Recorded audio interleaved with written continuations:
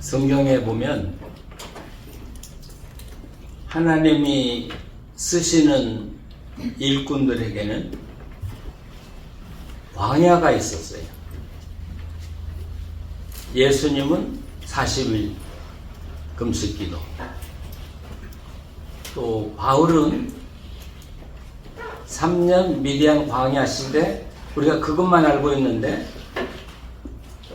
안디옥 교회 부름을 받기까지는 10년의 세월이 흘렀습니다. 그러니까 바울의 광야는 10년이었다 이렇게 말할 수 있겠죠. 모세는요? 40년. 예. 그런데 우리가 이야기하려고는 엘리야도 광야의 삶을 살았다고요. 몇 년? 3년을 살았어요. 근데 각 사람마다 기간이 다 달라요. 그렇죠? 예수님 40일, 바울은 10년, 예. 모세 40년. 예. 또 그들이 광야에 간 이유, 물론 자기들이 임의로 간 건 아니죠. 하나님이 그들을 광야로 보낸 거죠. 광야에 나간 이유도 사람마다 다 달라요. 예수님이 광야에 가셨던 이유는 아마도 어떻게 복음을 전해서 사람들이 하나님 나라로 들어오게 할 수 있을까? 하나님 나라를 어떻게 이뤄나갈 것인가? 그 길을 발견하기 위해서, 그리고 그 길을 하나님과 함께 의논하기 위해서 광야에 나갔다. 40일을 보내신 것이죠. 모세는 40년이 필요했어요. 그러니까 그 많은 이스라엘 백성을 이끌고 애굽에서 가나안까지 간다고 하는 일이 얼마나 어려웠겠어요. 그 준비는 40년이 필요했어요. 낮아져야 되고요. 그러니까 이 모세는 애굽 궁궐에서 자란 왕자라고요. 어떻게 보면 학자들은 바로의 후계자까지도 바라볼 수 있는 위치였다. 얼마나 호강스럽게 영광스럽게 자란 사람이에요. 그리고 공부도 최고의 학문을 다 공부한 사람이고 군의 주의관이 될 수 있는 자격을 다 갖춘 사람이고 40년, 그것만 아니라 사막에 적응하는 훈련도 다 받아야 그 백성들 인도할 수 있지 않았겠습니까? 40년이 필요했습니다. 40년. 그런데 제가 이 말씀을 준비하면서 생각해 보니까 바로 그분들의 광야 생활이 곧 그분들을 만들었던 것이죠. 그러니까 예수님도 어떻게 보면 40일의 기도가 없었다면 참된 예수님의 사역이 이루어졌을 것인가? 40년의 모세의 광야가 모세를 만들었고 3년의 엘리야의 삶이 엘리야를 만들었다는 것이죠. 그러니까 정말 하나님이 사랑하고 하나님이 쓰시기를 원하는 사람들에겐 광야가 반드시 있어요. 과거에도 있었을 것이고 현재 광야의 길을 걸어가는 사람도 있을 것이고 앞으로 광야의 길을 만나는 사람도 있을 것이고 그렇죠? 예. 저도 광야의 삶이 있었어요. 지금 생각해 보니까 제가 몇 번 이야기를 해서 뭐 제 이야기를 레퍼토리가 뻔해서 다 아시지만은 저는 그래도 하나님께 헌신한다고 작정을 하고 제가 첫 목회 임재에 나갈 때 내가 결정하지 않고 하나님이 결정해서 가라고 하면 난 가겠습니다. 그랬더니 깡촌으로 저를 보내셨어요. 예, 그래서 내가 하나님이 나를 속였다 그렇게 거의 굶어본 적도 있어요. 시골에 가서. 그리고 반찬이 없으니까 그 앞에 있는 가게에 가가지고 콩나물 500원어치 또 1000원어치 사가지고 맨날 콩나물국만 먹어보기도 했고, 예. 그때 제 봉급이 돈으로는 7,000원, 그리고 쌀로는 반가마니. 제가 군대 대위 제대거든요. 대위 제대할 때 제 봉급이 아니 16,000원인가 그랬는데 대입원 것만도 못 하잖아요. 또 우리 집사람은 연탄을 떼본 적이 없어요. 근데 연탄이 없어요. 그 사택에. 그러니까 사택이래야 13평 될까 말까 그럴 거예요. 지금 보니까 손바닥만한 데서 살았더라고요. 근데 연탄이 없어가지고 생솔까지 떼고 살았다고요. 우리 집사람이. 아, 그 광야. 그런데 지금 생각하면 그 광야가 저를 만들었어요. 그 광야가 없었다면 오늘 제가 없었다. 그러니까 이 광야는 참 고통스럽고 힘든 과정이에요. 그런데 그 광야를 어떻게 지나느냐에 따라서 자기가 형성이 되는 거죠. 그렇잖아요. 그 광야를 원망만 하고 지나는 사람은 미래가 없어. 네, 그 광야를 즐기면서 뭔가 이 다음의 삶에 하나님이 나에게 필요하기 때문에 그걸 준비하도록 광야를 주셨구나. 그리고 기쁘게 그 하나님이 나를 보낸 목적을 이루어가지고 살아간다면 광야의 삶이 빨리 끝나기도 할 뿐 아니라 끝나자마자 하나님은 다음의 계획을 옮겨 주실 거예요.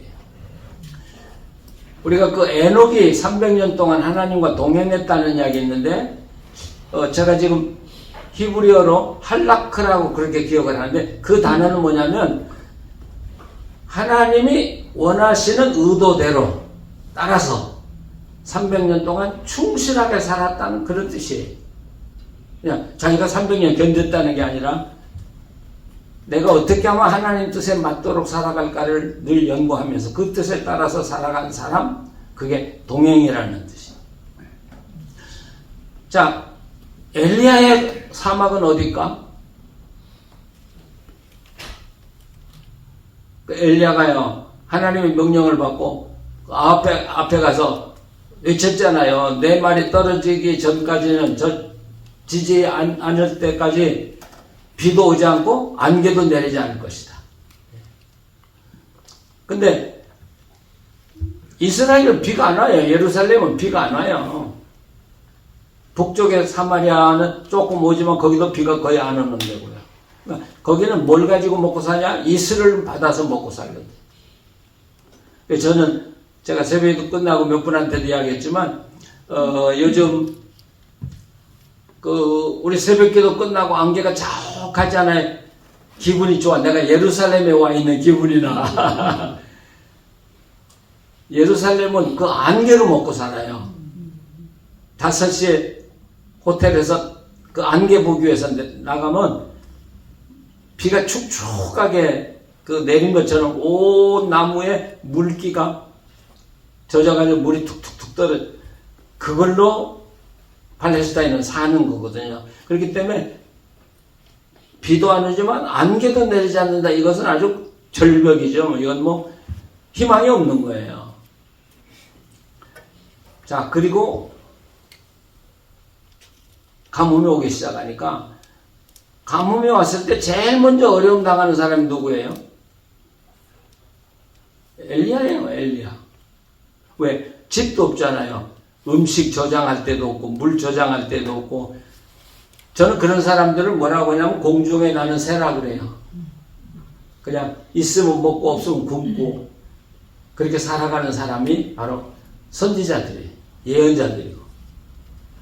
그러니까 제일 고난을 많이 당하는 건 엘리야요. 그러니까 하나님이 시냇가로 인도해서 내가 까마귀를 통해서 너를 먹여주마. 근데 오늘 열왕기상 17장에 보면 요나나 그릿 시냇가에 머물매 까마귀들이 아침에도 떡과 고기를 저녁에도 떡과 고기를 가져왔고 그가 시냇물을 마셨다 이렇게 돼 있어요. 떡과 고기 이렇게 두 번이나 나와요. 근데 학자들은 이 떡과 고기라고 할 때 이것은 이스라엘에서는 상당히 고급에 가까운 보통이 넘는 음식이래요. 그러니까 하나님이 이 엘리야를 떡과 고기 아주 귀한 음식으로 얼마 먹였는지 몰라도 먹였어요. 예. 근데 여기서 까마귀라고 하니까 까마귀가 어떻게 그 고기하고 국을 다 물어가지고 왔겠냐. 그렇잖아요. 근데 그것을 우리가 은유적으로 표현할 수도 있다고 생각해요. 당신 굶지 않고 어떻게 살았냐? 그러면 까마귀가 먹여줬어요. 그럴 때 그 까마귀는 사람일 수도 있고요. 그렇죠? 가까운 이웃일 수도 있고요. 친구일 수도 있고요. 까마귀. 예, 그러니까 우리가 그것을 꼭 까마귀라고 하기보다는 은유적으로 하나님이 이렇게 누군가를 통해서 전혀 모르는 사람들을 통해서 먹여줬다 이렇게 말할 수가 있겠죠. 자, 그리고 이제 시냇물도 다 말랐어요. 먹을 것이 없어요. 그러니까 하나님께서 이 엘리야를 어디로 보내요? 시돈이라는 데로 보내요. 시돈. 이 시돈은 그 당시 페니키아의 수도죠. 시돈. 자, 시돈 하면 누구 생각이 나셔요? 사돈이 아니고 시돈. 두로와 시돈 그렇게. 시돈 하면 누구 생각나요? 이세벨의 고향이에요, 이게가요. 아합에게 시집온 이세벨 아시죠? 예. 그러니까 이 시돈은 페니키아의 수도였고 바알 신앙의 중심지였고 그 악한 이세벨의 고향이에요. 근데 하나님이 왜 엘리야를 이세벨의 고향으로 보내요? 마치 호랑이 굴 속으로 보내듯이 엘리야를 적진 한가운데로 보낸 거예요. 시돈으로. 예. 자, 왜 그랬을까? 이건 나중에 이제 우리가 설명을 좀 더 하겠습니다만은 거기 가서 머물라는 거예요. 여러분, 이스라엘 땅에서 그래도 하나님을 알았던 사람들이 사는 동네에서도 엘리야를 받아주는 사람이 하나도 없는데 바알의 헤드쿼터에 가서 거기 가서 먹고 살아라? 그 엘리야 굶어 죽어라는 이야기죠. 그렇죠? 그래서 저는 이 시도는 바로 엘리야의 사막이다, 광야다 이렇게 보고 싶은 거예요. 광야를 보낸 거예요. 이 시련을 엘리야는 견뎌야 돼요. 만약 여기서 견디지 못하면 엘리야는 앞으로 하나님의 사명을 다 성공할 수 없어요. 예.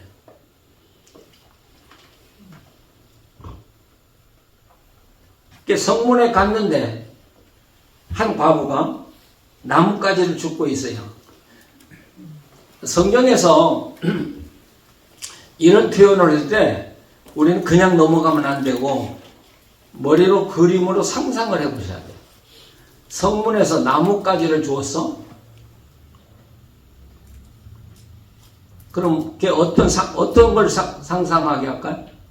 숲속에서 나뭇가지를 주운 게 아니라 광장에, 그 당시에는 뭐 아스팔트가 없었으니까 그냥 모래밭 위에 나뭇가지가 죽을 거나 있었겠어요? 예. 그러니까 그 나뭇가지 가지고 가서 뭐 음식을 해 먹을 수도 없는 나뭇가지를 주우면서 마지막 먹을 준비를 하고 있는 그 과부를 만나게 한 거예요. 기가 막힌 거예요. 그러니까 하나님이 이 엘리야를 그곳에 있는 과부에게 맡겼는데 과부도 먹을 것이 없다고요. 지금 마지막 먹고 죽으려고 하는 사람이라고요. 말이 되는 거예요? 예. 아마 보통 사람들 같으면 땅을 치고 통곡했을지 몰라요. 예? 하나님이 나를 이런 곳에 보내고 이런 사람에게 나를 맡겨 죽으라고? 예? 그랬을 거예요.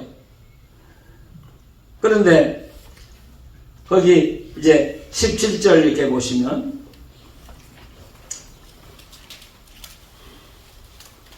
거기 10절 한번 보시죠. 17장 10절. 그가 같이 읽어보세요. 사르바스가 가서 성문에 이를 때 한 과부가 그곳에서 나뭇가지를 줍는지라 이에 불러 이르되 청하건대 그릇에 물을 조금 가져다가 내가 마시게 하라. 그가 가지러 갈 때 엘리야가 그를 불러 이르되 청하건대 내 손에 떡 한 조각을 내게로 가져오라. 예. 조면 물 달라고 그러더니 나중에 떡까지 가지고 오라고.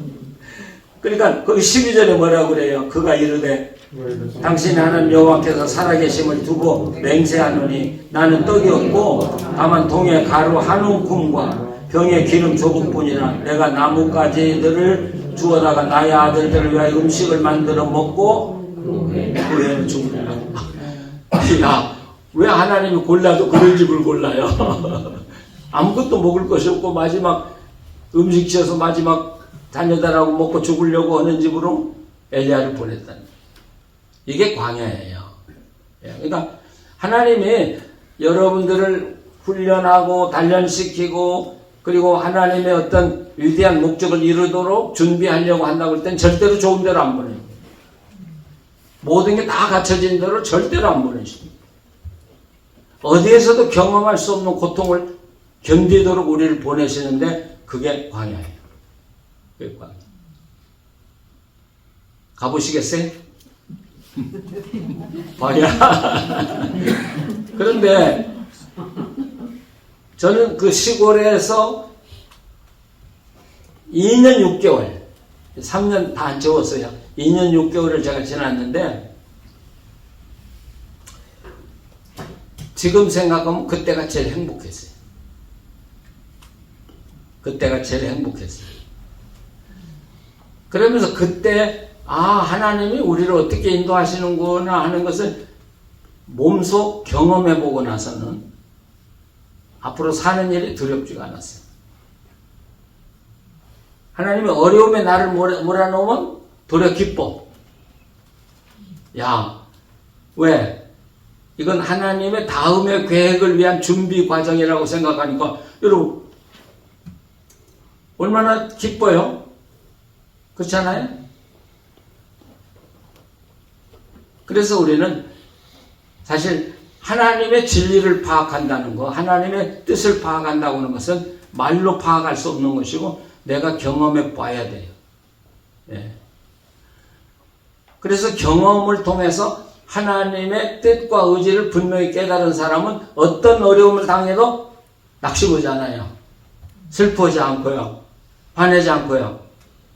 왜? 그 다음에는 하나님의 계획이 반드시 있기 때문에. 예, 반드시 있기 때문에. 믿으십니까? 지금 엘리야는 앞으로 뭘 해야 돼요? 바알 제사장들과 함께 갈멜산에서 대결을 해야 돼. 전투를 벌여야 돼. 자기 한 사람하고 바알 제사장 450명, 850명. 그러니까 어떻게 보면 하나님과 바알과의 대접전이 벌어지는 그 일을 치러야 되는 엘리야가 준비해야 되는 것이 있다고요. 그냥 하나님 막 보낸 거 아니야. 내가 너 선지자를 불렀으니까 가서 싸움해봐. 그런 게 아니라 그걸 위해서 준비가 필요한 과정이 바로 광야의 과정이었다는 것이죠. 그러니까 광야는 제가 아까도 했지만 사람마다 다 다르다고 그랬죠. 광야에 보내는 이유가 다 달라요. 근데 하나님의 이유는 있어요. 하나님의 이유. 그러니까 하나님이 이 엘리야는 절망 가운데로 보냈어. 절망 가운데. 그런데 이 부인이 엘리야의 말을 듣고 음식을 만들어서 엘리야를 대접했죠. 그런데 기름이 없어지지 않고 밀가루가 없어지지 않아서 결국은 엘리야가 비가 오지 않는다고 말한 때부터 갈멜산에 대결할 때까지 3년이었기 때문에 그러면 이 과부집에서 얼마 동안이나 살았을까? 그렇죠? 그리시네까지 산 세월을 빼면 상당히 오랫동안 이 집에서 먹고 지난 거죠. 엘리야가 2년 반? 거의 3년? 자, 그 과정을 통해서 이제 나중에 그 아들이 죽어가지고 이제 엘리야가 또 살려주죠. 이 과정을 통해서 하나님은 엘리야를 어떻게 하시려고 했을까? 그런 과정을 통해서 엘리야는 무엇을 배웠을까? 예. 뭘 그랬어요? 근데 그 내용은 성경에 기록되지 않았어요. 이 성경은 참 재미있는 건 우리한테 다 먹여주는 책이 아니라 자료만 주고 너희들이 알아서 깨달아. 이게 성경이에요. 참 고약해. 대답이 없어요. 그렇기 때문에 어떤 면에서 성경은 정답도 없어. 네가 묵상하고 기도하면서 깨달은 만큼 아는 거예요. 성경은 정답이 없어요. 그렇기 때문에 내가 너보다 성경을 더 잘한다? 있을 수가 없는 일이에요. 성경은 무한한 거예요. 무한한 거예요. 제가 50년, 60년 동안 성경하고 살았는데 지금도 보면 또 새롭게 보여요. 지금 제가 이야기하고 있는 내용은 제가 쓴 책에 없어요. 재밌는 것은, 그러니까 물론 제가 책을 크게 만들지 않으려고 했기 때문에 웬만한 거 빼서 그렇지만 그때 생각하지 못했던 것들 많은데 지금 제가 강의실에 다 강의실에서 이루어지고 있는 거죠. 우선 생각이, 엘리야의 이름의 뜻이 뭔 줄 아세요? 엘리야의 이름의 뜻은 하나님은 여호와시다, 그런 뜻이에요. 하나님은 여호와시다. 예. 그러니까 우리로 말하면 하나님은 야훼시다. 예. 우리가 하나님 하면 폭넓게 쓰죠. 세상 사람들도 하나님 하나님 그러잖아요. 예. 그런데 거기 그 하나님은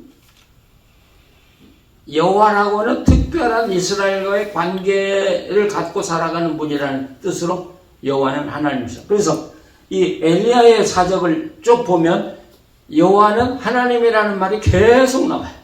여호와는 하나님이시다. 근데 이스라엘 백성들이 이해하기는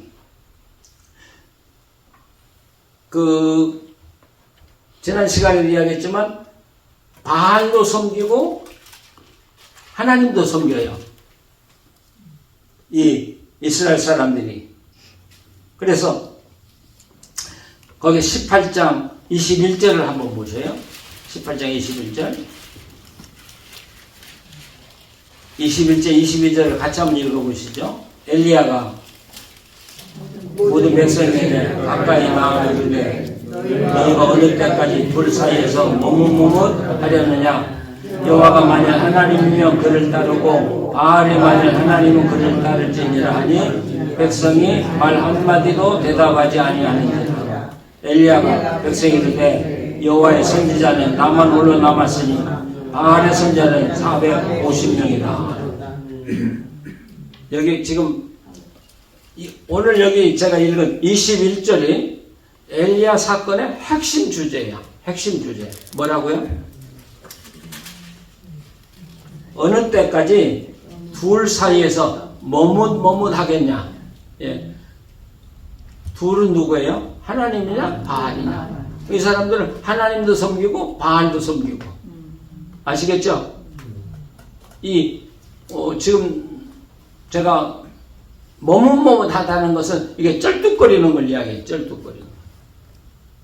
제대로 걸어가지 못하고 하나님 믿으려고 했다가 바알을 믿으려고 했다가 그게 쩔뚝거리는 모습. 왜 머뭇거리냐? 그렇게 엘리야가 외쳐도 엘리야의 외침에 응답해서 내가 그렇게 살겠습니다 하는 사람이 하나도 없었더라고요. 이게 바로 엘리야 시대의 여호와 종교의 현상이에요. 아무도 대답하는 사람이 없었어요. 그 이사야서에 보면 내가 누구를 보내고 누가 나를 왜 갈고 그러니까 누가 손들어요? 이사야가 손들고 예, here I am. 그래 자기를 보내달라고요. 근데 일본의 유명한 우찌무라 간조라는 목사님 있죠? 예, 그분은 아시아 사람이지만 사실은 세계적인 성자에 속하는 어른이거든요. 예. 그분이 미국에 유학을 왔었대요. 근데 공원에서 전도 집회가 하는데, 그러니까 그분은 처음부터 신학을 하려고 하지 않았던 것 같아요.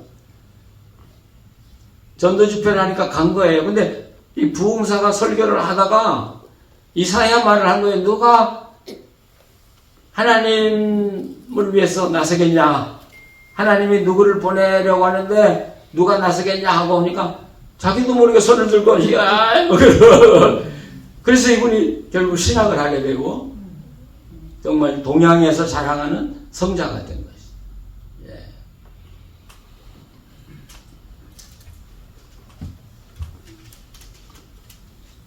그런데 왜 그러면 이스라엘 사람들이 우리가 아까 은혜 찬송했는데 그런 하나님의 은혜를 많이 받고도 바알을 섬겼냐는 거죠. 왜? 그쵸? 그쵸? 지금 생각하시는 거죠? 고민을 많이 하셔야 뇌가 발달이 되니까. 예. 이스라엘 사람들의 생각에는 하나님은 전쟁의 신호로 생각했어요. 전쟁의 신. 그리고 우리들에게 풍년을 주고 곡식을 주고 열매를 주는 분은 바알이라고 생각한 거예요. 왜? 바알은 비의 신이거든. 비와 폭풍의 신이야. 그러니까 이스라엘 사람들은 잘 살기 위해서는 어디로 가야 돼요? 바알에게 가야 되고요. 전쟁할 때는 누구에게 가야 돼요? 여호와께 가야 돼요. 여러분, 그래서 우리가 신학이 잘못되면 삶이 바로 될 수가 없다는 거예요. 예, 그래서 우리가 바른 신학을 깨닫고 또 바른 신학을 우리가 외치고 바른 신학을 가지고 살아가도록 하려고 하는 그런 노력을 하는 거예요. 우리가요. 어떻게 하면 좀 바른 신학을 가지고 살도록 할 것인가, 바른 신앙을 가지고 살도록 할 것인가.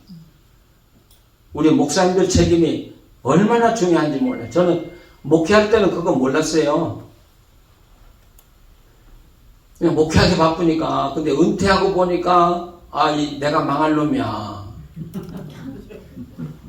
목회를 어떻게 하면 교인들이 하나님께로 가까이 가고 하나님 잘 믿고 하나님과 함께 살도록 하느냐 하는 일에 전념을 했어야 되는데 바쁘다 보니까 그건 뒷전으로 미루고 다른 일에 바빴더라고요. 지금. 그래서 요즘 회개 날마다 새벽마다 하잖아요. 예. 예, 정말이에요. 하나님 잘못 살았습니다. 우리가 몰라서 잘못 살았습니다. 자, 그러면 지금 하나님이 엘리야를 시돈으로 보냈는데 시돈은 바알의 땅이라고 그랬죠? 그럼 바알에 뭐가 많아야 돼요? 곡식도 많아야 되고 열매도 많아야 되고 제사도 많아야 되고 그렇죠? 근데 엘리야가 가보니까 아무것도 없는 거예요. 바알의 땅에 오면 이런 것이 다 풍요로울 줄 알았는데 이게 없네? 예. 또 하나는 하나님이 명령하니까 바알의 신이 주장하는 땅에도 비가 안 오네? 그렇죠? 그러니까 이 엘리야가 바알 제사장하고 갈멜산에 가서 대결하자고 비가 오도록 대결하자고 할 때 바알 신의 제사장들은 쾌제를 불렀을 거예요. 그렇지, 비의 신은 우리의 신이지. 너희들이 믿는 여호와는 비를 내리는 분이 아니야. 아시겠죠? 예. 그런데 엘리야는 시돈에 가서 뭘 느껴요? 바알 땅도 바알이 지배하는 게 아니라 하나님이 지배하는구나. 하나님이 명령하니까 바알 땅에도 비도 안 내리고 곡식도 안 자라고 채소도 안 자라는구나. 배우는 거죠. 그렇죠? 또 하나는 엘리야는 기적을 막 일으키잖아요. 지금 기적의 빵을 먹고 있잖아요. 곡식과 기름으로. 근데 바알을 믿는 사람들은 하나도 그 기적을 경험하지 못하고 굶주리고 있거든요. 그러면 바알은 산 신이니까 죽은 신이니까? 죽은 신이에요. 말만 화려하지. 근데 그 아합왕이 사마리아에 그 바알 신전을 지었다는데 지금 고고학자들이 아무리 연구를 해봐도 그걸 찾을 수가 없어요. 그 바알 신전을. 그런데 학자들이 추측하기는 그 바알 신전이 어마어마했을 거라는 거예요. 어마어마. 제가 그 바벨론의 그 유적을 그 유튜브로 이렇게 봤어요. 근데 바알 신전이요 어마어마하게 크더라고. 예, 그게 바로 페니키아거든요. 거기가. 예. 그런데 그 바알은 기적을 한 번도 일으켜보지 않았어요. 바울은 엘리야는 이 시돈에 살면서 뭘 경험해? 바울은 죽었다. 알고 있는 사실이지만 현장에 가서 생생하게 바울은 죽었다. 아무것도 할 수 없다. 예. 그리고 하나님은 살아계신 하나님으로 이스라엘의 하나님만 아니라 온 세계를 통치하시는 하나님입니다. 그래서 하나님은 까마귀를 통해서도 먹이시고요. 죽은 생명을 살리시고요. 자, 지금 엘리야는 하나님을 생생하게 경험하고 있는 거예요. 그 땅에 가서. 이스라엘에서 경험하지 못했던 하나님을 경험해 나가는 거예요. 그 하나님이 내 하나님이래.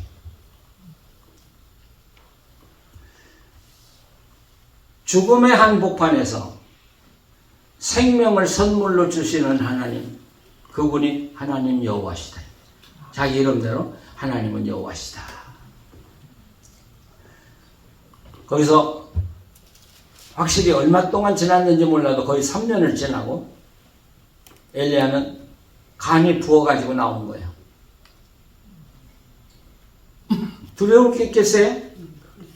바알 제사장하고 싸움을 하러 가는데 두려울 게 있겠어요?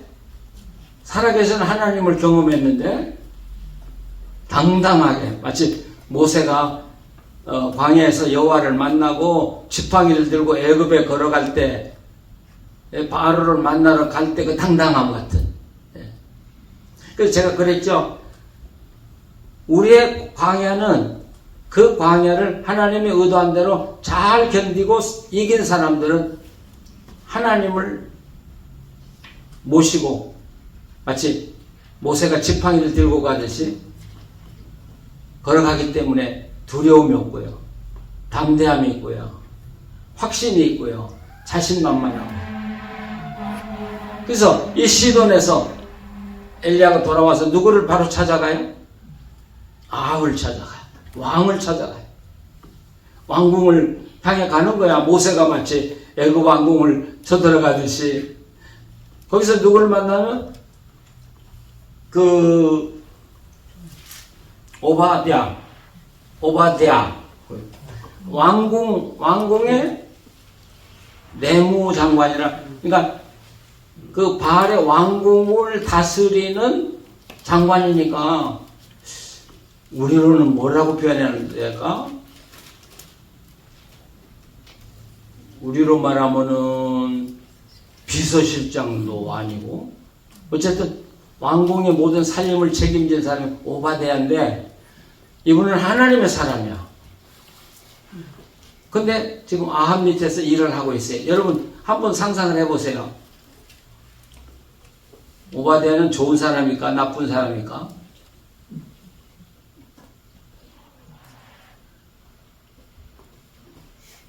말하기 어려워요. 예, 말하기 어려워요. 지금 가끔 우리나라에서 일본 시대에 신사참배를 했다 뭐 해가지고 뭐 막 공격을 하고 그러는데 저는 그럴 때마다 네가 그때 거기 살아봤어야 돼. 그 비판하는 사람들, 아니 그렇지 않아요? 비판하는 사람. 저는 그래요. 그걸 보면서 내가 그때 살았으면 나는 어떻게 했을까? 신사참배하고 귀에 벗어나 잘 살고 나중에 예수 잘 믿으면 되지. 그럴 수 있지 않겠어요? 우리가 함부로 사람을 비판한다고 하는 건 참 어려운 일이라고 생각해요. 저희들도 거기 있었으면 신세참배했다고요. 자기교회에서요. 오바댜는 장관인데 나쁘다고 할 수는 없어요. 그렇죠? 그 시대 생명을 보존하기 위해서는. 그러나 어떻게 보면 바른 크리스찬은 아니야. 또 내놓고 생명을 내고 나는 여호와 하나님을 믿는다고는 안 해. 그러니까 암 밑에서 견디고 지금 사는 것 같죠? 어쨌든 그러나 선지자를 50명씩 굴에다가 놓고 먹여 살렸으니까 대단한 분이에요. 그 무서운 아합의 밑에서 그래도 신앙 지키면서 살았다고 하는 것은 대단히 훌륭한 사람이에요. 우리가 비판하기보다는. 그분을 만나요. 근데 이제 사마리아의 기근이 제일 심한 거예요. 이것도 역설적이에요. 바알을 섬기는 중심 도시는 물이 마르지 않아야지. 근데 물이 마르니까 아합이 이제 이 오바댜를 데리고 물을 찾아라. 너는 동쪽으로 나는 서쪽으로. 그래서 가다가 엘리야가 오바댜를 만나. 그러니까 이 엘리야가 야 너 아방에 가서 내가 여기 있다고 말해라. 그러니까 뭐 이 오바댜가 또 벌벌 떠는 거야. 나 죽이려고 하냐. 그 왜 그러냐니까 내가 가서 아합에게 이야기하는 동안 당신이 없어져 버리면 내 목숨만 죽는 거 달아나니까. 그러니까 아니 난 절대로 내 도망가지 않고 여기 있을 테니까 아합을 데려오라. 네. 아합하고 만나는 장면이 나와요. 아합이 첫 마디가 뭐예요? 첫 마디가 야 엘리야 너희 놈 이스라엘을 괴롭히는 놈 이렇게 이야기하죠. 이스라엘 괴롭히는. 그러니까 엘리야가 뭐라고 받아쳐요? 내가 이스라엘을 괴롭게 하는 사람이 아니라 바로 너다 하고 아합에게 이야기를 해요. 근데 참 재미있는 건 이 아합이 이 엘리야를 해하지를 못해요. 죽이지를 못해요. 그만큼 엘리야는 하나님의 권위를 가지고 살아가요. 그렇죠? 예, 하나님의 권위를 가지고 살아요. 우리도 그 성경대로 낮에 해와 밤의 달이 결코 너를 해치 못할 것이다. 믿으십니까? 예, 그런 담대함을 우리가 가지고 있어요. 당신네들이 나를 아무리 해하려고 해도 나를 해치는 못할걸? 왜? 하나님이 구름 되시고 우리를 보호해 주시고 낮에 해 밤에 달이 우리를 해치 못하게 할 것을 나는 믿기 때문에. 예. 그런 담력을 우리가 가져야 돼요. 그래야 담대하게 우리가 하나님의 신앙을 살아갈 수 있잖아요. 엘리야가 거기서 이제 아합에게 제안을 해요. 바알 제사장하고 갈멜산에서 비를 내리도록 싸움을 해보자. 예. 제안을 해요. 결국 갈멜산으로 가게 되는 거죠. 지난번에 우리가 이야기했습니다마는 갈멜산은 지형적으로 어떻게 되냐면 지금 레바논이 있잖아요. 레바논하고 이스라엘의 경계선에 있는 도시더라고요. 산이더라고요. 그리고 거기에가 바알 신전이 제일 큰 것이 있었을 것으로 봐요. 그러니까 그 엘리야하고 바알 제사장들하고 싸움을 하러 갔을 때는 여호와의 저 제단은 다 무너져 버렸고 이 바알의 제단은 아주 활발하게 거기서 바알 제사장들이 바알 그 숭배자들이 바알을 섬겼던 곳으로 있었던. 한 곳은 무너지고 한 곳은 아주 번창하던 때예요. 자, 거기에 가서 이제 누가 비를 내리느냐. 아까도 얘기했지만 비의 신은 바알이거든. 예, 그러니까 이 바알 제사장들은 뭐 신이 났을 거예요. 그래서 여기 성경에 보면 아합 왕도 그 현장에 나타나서 앉아 있었어요. 자신만만한 거죠. 우리가 이길 수 있다. 그래서 맨 먼저 이제 누가 자기 신에게 제사를 드리면서 춤을 추냐 그러면 바알 제사장이 춤을 추죠. 송아지를 잡아서 데리고. 그런데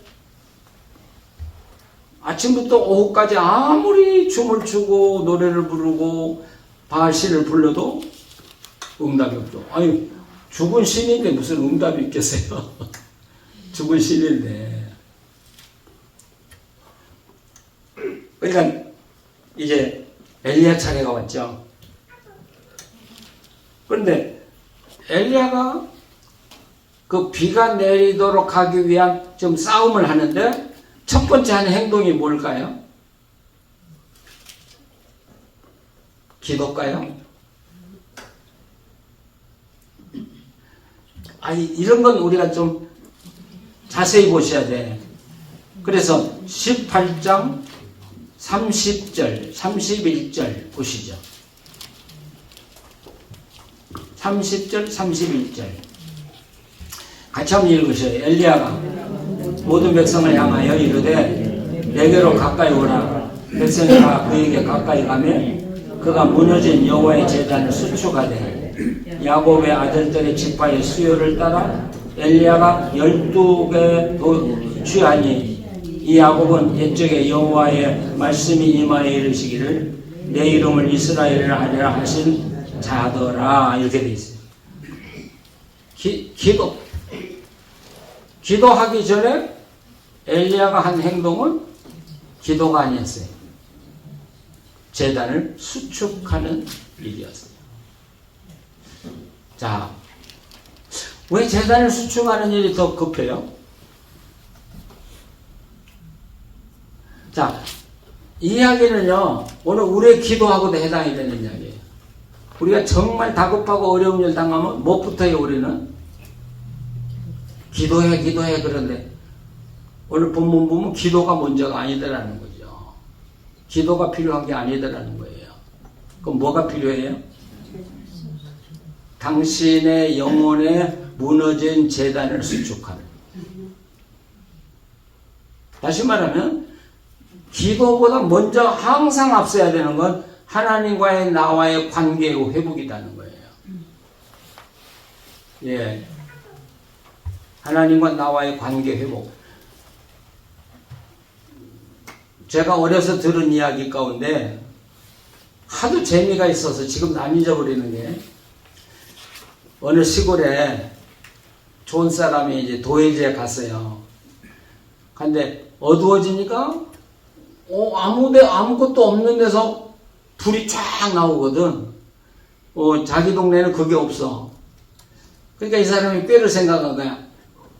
야, 저걸 훔쳐가지고 가서 우리 동네에다 달면 사람들이 기절초풍할 것이다. 그리고 나는 인기가 얼마나 올라가겠냐? 그래서 아무도 못 보게 그걸 잘라가지고 주머니에다 담아가지고 자기 집으로 돌아갔어. 그래서 마을 사람들은 막 모아서 오늘 저녁에 굉장한 걸 보여주자니까 모여라. 동네 사람들이 다 모인 거야. 그러니까 잘라온 전기줄을 빨랫줄에다가 이었어. 예, 이거 자, 이제 놀라운 일이 벌어집니다. 그러고 탁 켰는데 그거하고 똑같은 거예요. 우리는 기도합시다. 아니, 기도도 중요하지만 그보다 먼저 선행해야 되는 게 반드시 필요한데 우리는 기도를 넘어 기도만 강조, 그러니까 형식만 남는 거예요. 제가 경험을 해봐도 목회하다가 큰 일을 당하고 어려운 일을 당하고 또 우리 가정에 어려운 일을 당했을 때 하나님께 기도했을 때 하나님은 반드시 기도하는 것을 원하지 않으시고 너 회개해. 너 정결하게 돼. 그러니까 아까도 제가 이야기했죠. 이 광야라고 하는 것은 나를 훈련시켜서 하나님이 당신의 종으로 쓰기 위해서 필요한 장소가 광야라고 그랬어요. 그러니까 어려운 일을 당했다는 것은 기도하라는 것이 아니야. 사실 기도하라는 말이 아니에요. 뭐예요? 내가 너하고 바른 관계를 가지고 살고 싶다.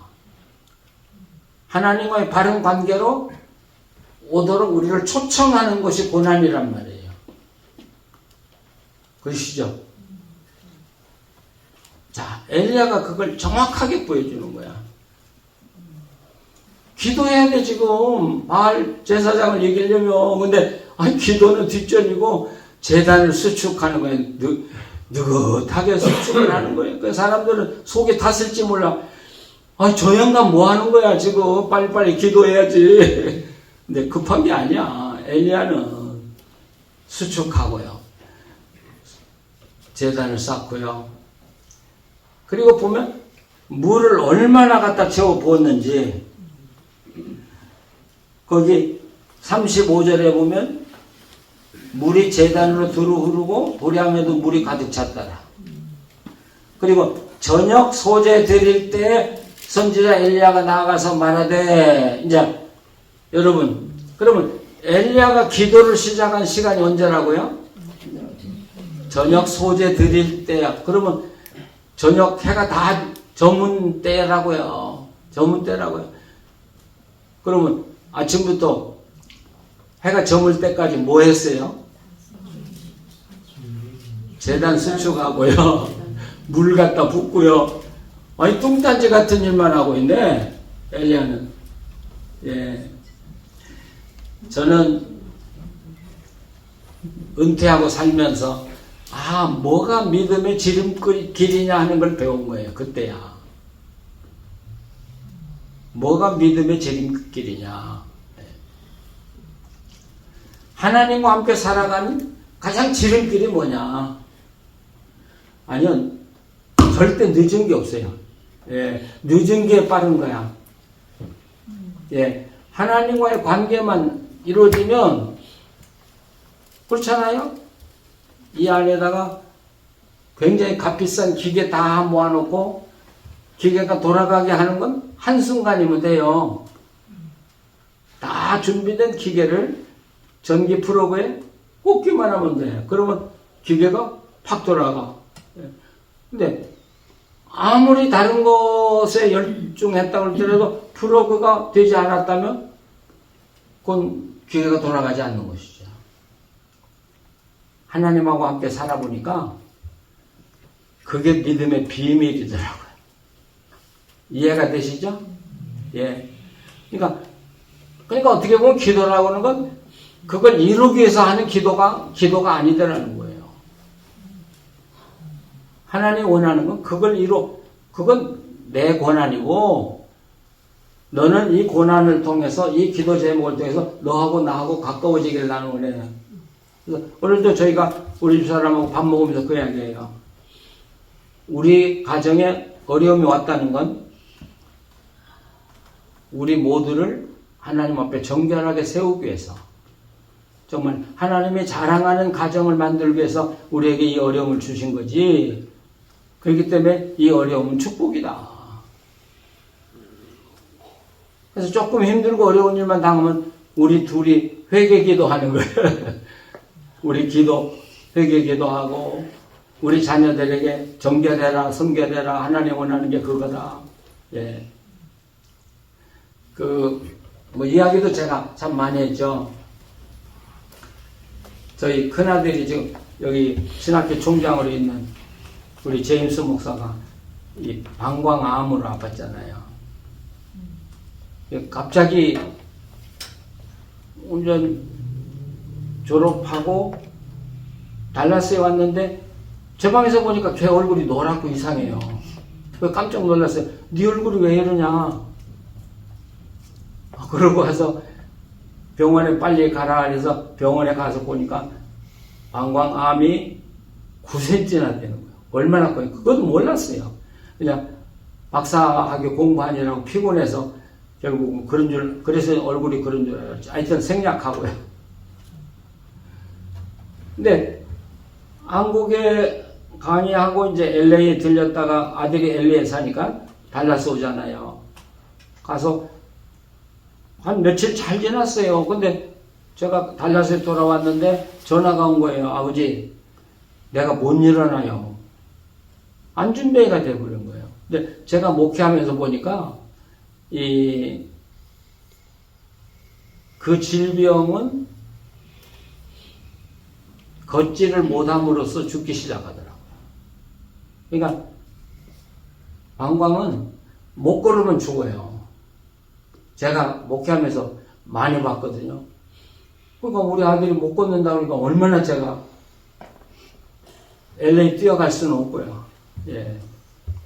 그 병원에 가봐라. 병원에 가도 의사들은 아무 문제가 없다 그러고, 야, 이건 뭐 치료가 없는 거예요, 치료가.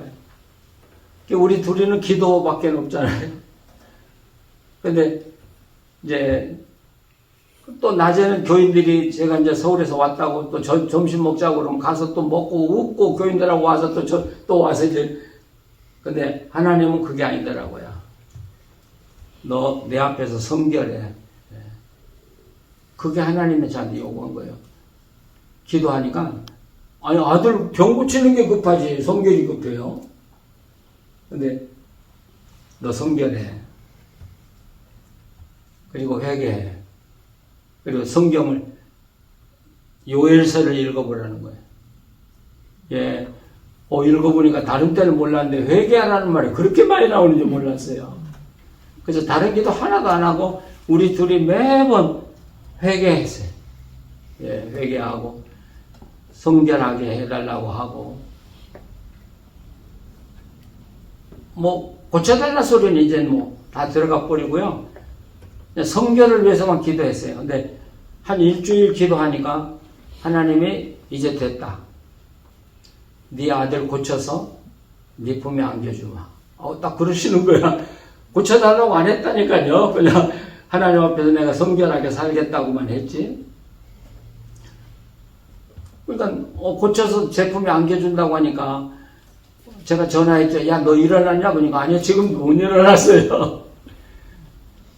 나는 일어난 줄 알았는데 못 일어났어. 근데 이제 제가 방학 끝나고 서울을 이제 다시 나가야 되니까 LA에 갔다가 서울을 가야 되잖아요. 오늘 저녁 자고 내일 이제 LA 가서 아들을 만나야 되는데, 내일 아들이 서서 걸어와가지고 나를 맞아야 되는데, 그게 걱정이 되는 거야. 예. 비행기 타고 가는데 아들이 정말 건강해서, 하나님 말씀대로 건강해서 내 품에 안겨줄까? 예. 공항에 지금 다 찾아가지고 이제 기다리고 있는 거예요. 개차가 오는가, 지금. 근데 개차가 이렇게 벤이거든요. 그 개차가 오는 거예요. 그래서, 아들이 왔다? 근데 문제는 누가 운전하고 왔냐가 또 문제잖아요. 그때 심정을 여러분 아셔요? 야, 막, 콩닥콩닥 하는 거예요. 근데 그 차가 내 앞에 싹 쓰더니 문이 열렸어요. 근데 누가 내리는지 아직 안 보여.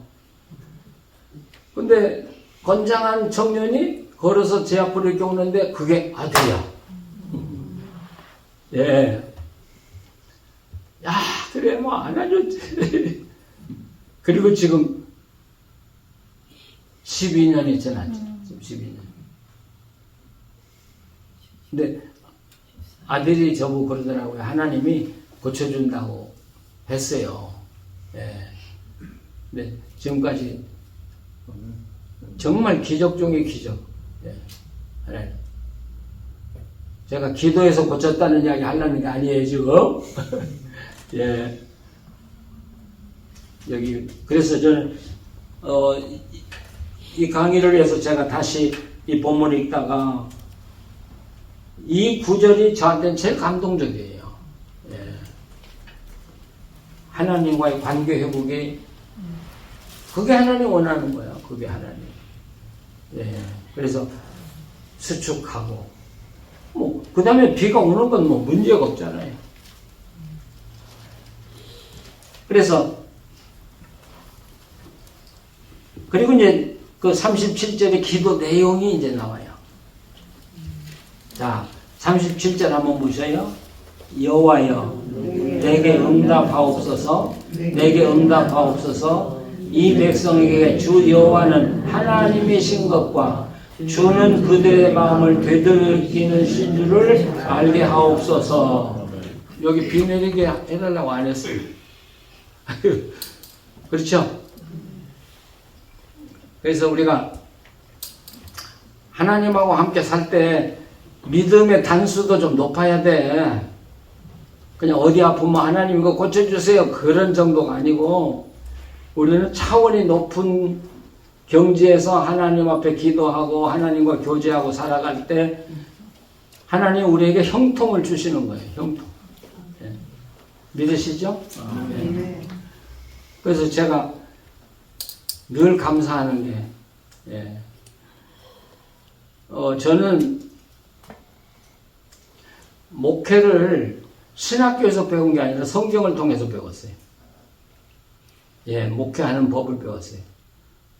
그래서 제가 예수 목회하기라는 책을 써놨는데 지금 출판은 안 하고 있는데 책을 너무 많이 써가지고 종이 너무 소모하는 것 같아서 출판을 지금 할까 말까 그러는데 저는 성경을 통해서 목회를 배웠어요. 그리고 성경의 목회 방법대로 기도하면서 했어요. 지금까지 살아왔어요.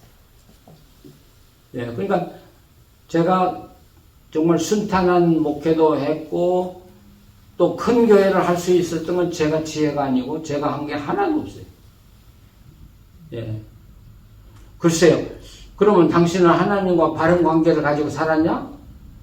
그것도 예스하기가 또 좀 그렇죠? 예.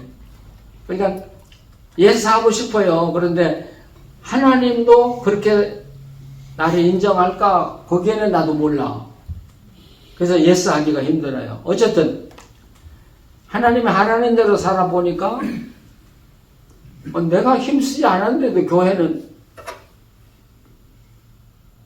큰 교회로 예. 가는 데마다 그건 하나님의 축복이에요. 왜? 내가 못났지만 하나님과의 바른 관계를 가지고 살려고 노력했기 때문에 난 그렇게 내가 의로워서도 아니고 그러니까 하나님은 여러분에게 완벽한 사람이 되라고 원하지 않아요. 믿으셔요? 아멘. 예, 너 완벽해라. 아니요. 최선을 다하라는 거예요. 우리 보고. 그걸 하나님은 그걸 받으시는 거지 완벽한 사람이 이 땅에 없어요. 근데 자 엘리야가 백성들 다 가까이 오라고 그러고 이 백성이 여호와는 하나님이신 걸 알게 해주십시오. 야, 누구의 영광이에요? 하나님의 영광. 예. 하나님이신 거 알게 해주십시오. 또 두 번째는 하나님은 그들의 마음을 돌이키시는 분이심을 알게 해주십시오. 지금 엘리야가 기도하는 내용의 핵심 뭐예요? 하나님의 영광이고요. 두 번째는요. 백성들 마음이 돌이켜서 하나님께 돌아오도록 하는 게 두 번째 목적이에요. 두 번째 목적. 그렇게밖에 기도하지 않았어요. 근데 38절 같이 읽어보세요. 이에 여호와의 불이 내려서 번제물과 나무와 돌과 흙을 태우고 또 도량의 물을 핥는지라 모든 백성이 보고 엎드려 말하되 여호와 그는 하나님이시로다. 여호와 그는 하나님이시로다. 돌아왔죠? 백성들이 돌아왔어요. 그리고 이 바알 선지자들을 잡아서 이제 죽이죠. 근데 저는 여기서 이제 두 가지만 더 이야기하고 싶어요. 하나님이 이 악한 아하방 시대에 정말 하나님의 대변자로서 살아갈 사람을 찾으셨다고요. 근데 아무 상상을 해보세요. 하나님이 레이다망을 가지고 이 세계 모든 수십억 인구 중에 내가 지금 여기에 쓰려는 제목이 어디에 있는가를 찾았을 때 놀랍게도 어딘가 있다라는 거예요. 어딘가 있다라는 거지. 예. 그러니까 엘리야가 그렇게 쓰임 받으려고 노력하고 준비한 건 아니잖아요. 엘리야는 자기 나름대로 하나님 앞에서 바로 살려고 노력을 했을 거예요. 근데 하나님은 보고 계셨고 하나님 필요한 곳이 있을 때 엘리야 준비된 인간이라면 안 되지. 준비된 이 사람 내가 쓰겠다. 아, 이게 하나님이시더라고요. 하나님. 그러니까 우리가 내가 꼭 뭐가 되겠다고 노력하는 거, 그 좋은 신앙 아니에요. 예, 나는 준비하고 살아가는 거예요. 내가, 그러면 뭘 준비하냐? 당신이 좋아하는 거 하라, 이거. 당신이 좋아하는 거. 못하는 거 억지로 하려고 하지 마시고. 예. 저희 집 사람이 저한테 컴플레인 할 때 하는 이야기가 딱 하나 있어요. 당신은 설교하는 거 빼놓고는 잘하는 게 하나도 없다고. 근데 나는 그 이야기 들을 때 난 설교 내가 잘하는지도 몰라. 예, 그래요. 근데 난 그게 그렇게 재미있어요. 예, 아팠다고도 설교만 하면 나으니까. 그러니까 여러분, 제가 60년 동안 아파가지고 설교해야 될 때 못 해본 적이 한 번도 없다니까요. 기적이잖아요. 강의를 해야 될 때 아파서 못 해본 적이 한 번도 없다고요. 왜? 재밌으니까. 그러니까 하나님이 이거 쓸만하네. 실력이 있고 잘하는지는 모르겠지만 이놈이 내 말을 전하는데 재밌어 하니까. 그래서 하나님 자꾸 시키시는 것 같아. 네. 여러분 연세 드셨다고 포기하지 마세요. 그냥 좋은 것 열심히 하세요. 그래서 원풀이 미국의 원풀이 여자 그분도 그런 이야기 했더라고요. 당신을 브랜드로 만들어라 이게. 그 말 참 브랜드로 만들어라 이거. 그러니까 누가 딱 만들었을 때 당신 요리 잘한다면서 그게 브랜드야. 그렇죠? 당신은 성경 공부 잘 가르친다면서 그게 브랜드예요. 아시겠죠? 당신은 이웃과의 화해를 잘 시킨다면서 그게 브랜드야. 그럼 그걸 개발하면 그게 자기의 은사가 되는 거고 하나님이 기뻐 사용하는 게 중요한 도구가 되는 거예요. 브랜드 개발하세요. 그래서, 예. 근데 제가 한국에서 목회하러 왔는데 어느 회의장에 갔는데 지금은 세상 떠났어요. 시카고 맥코믹 신학교 교수였는데 저를 만나자마자 저보고 그래요. 이 목사는 소식을 들으니까 성경 공부를 하면서 나보고. 예, 저는 아주 성경 공부 가르치는 목사로 브랜드가 딱 지켜버려가지고 그래서 평생 성경 가지고 살잖아요. 브랜드가 뭐예요? 여러분들 브랜드. 우리 장로님 브랜드는 뭐예요? 오케이. 자.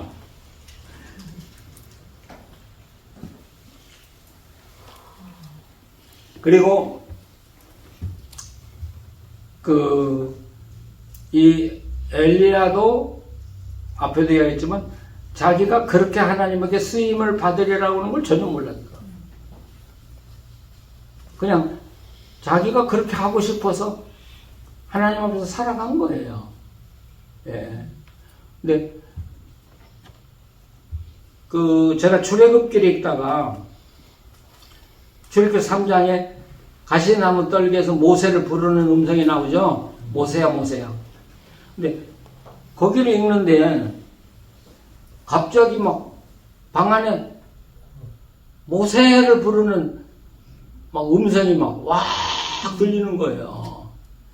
그리고 성경에 모세야 그 글자가 이렇게 돋보기처럼 푹 이렇게 불걸러.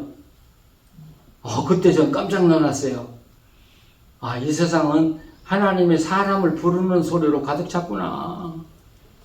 나를 부르고 계시는구나. 예. 그러면서 하나님이 나를 부르시면 부족하지만 내가 준비된 사람으로 있다가 내가 주의 일을 해야지. 그것이 저에게 촉매작용을 했다고 봐요. 그래서 준비를 열심히 하자. 하나님이 나를 어떻게 사용할지 모르지만 열심히 살자. 예. 지금까지 그래서 제가 책을 손에 놓지 않고 열심히 사는 이유가 거기에 있어요. 예, 뭐 다른 거 하려는 게 아니라 하나님이 지금이라도 나를 필요로 한다면 내가 주의를 해야 돼. 자, 엘리야. 우리 박 목사님이 요한복음 강의하면서 소리에 대한 설교 많이 하셨는데, 소리. 예. 소리가 돼야 되겠죠, 우리가. 예, 소리. 네. 제가 가끔 시간 있으면 요즘 클래식 음악을 들어요. 근데 클래식 음악 설명하는 사람들이 그런 이야기를 해요. 연주를 정확하게, 뛰어나게 잘하려면 악보를 정확하게 읽어야 된다. 예, 정확하게 읽어야 된다.